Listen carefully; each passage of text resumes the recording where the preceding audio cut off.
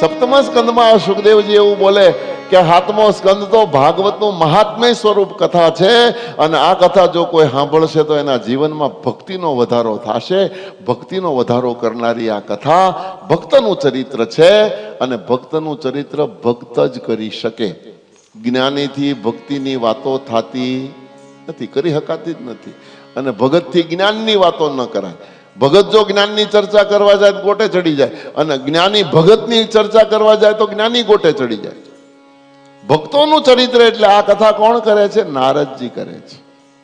યાત્રા કરતા હસ્તિનાપુરમાં નારદજી આવ્યા, ધર્મરાજે સિંહાસન આપ્યું, ચરણમાં બેસીને યુધિષ્ઠિર બેસીને પ્રશ્નો કરે છે. પ્રભુ, એક જ સવાલ જાગે છે,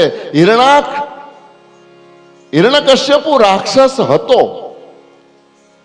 તો એને ત્યાં ભગવાનનો ભગત પ્રહલાદ કેવી રીતે જન્મ્યો? રાક્ષસનો દીકરો ભગત?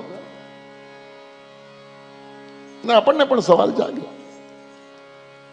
બાપ એવા બેટા ને વડ એવા. બાપ રાક્ષસ હોય ને છોકરાના ભગતની આશા કેમ રાખવી? પણ અહીંયા બન્યું છે. ચર્ચા કરતા કરતા પણ બધી કથાને પ્રણામ કરી લઉં. છેલ્લે નારદજીએ કીધું કે ધર્મરાજ યુધિષ્ઠિર, તો હિરણ્યકશ્યપુને રાક્ષસ માને છે ત્યાં તારી પહેલી તો ભૂલ છે.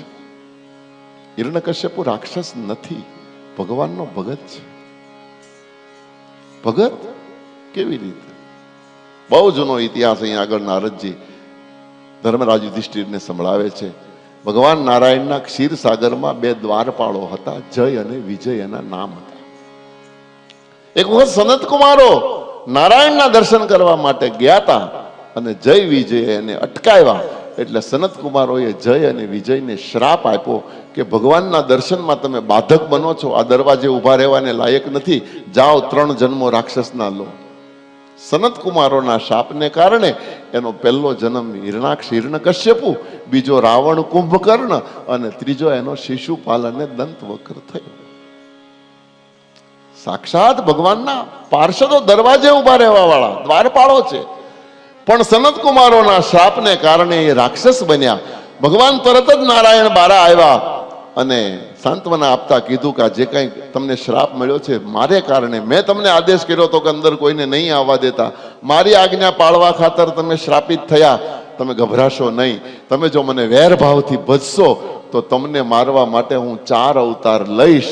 અને પરિણામે હિરણાક્ષને મારવા માટે ભગવાને વરાહ અવતાર લીધો, હિરણ્યકશ્યપુને મારવા માટે ભગવાને નરસિંહ અવતાર લીધો, રાવણ કુંભકર્ણને મારવા માટે રામા અવતાર લીધો, અને શિશુપાલ દંતવક્રને મારવા માટે ભગવાને કૃષ્ણ અવતાર લીધો છે. આ લોકોના 4 અવતાર છે, 3 અવતાર છે. ભગવાને એને મારવા માટે 4 અવતાર લીધા.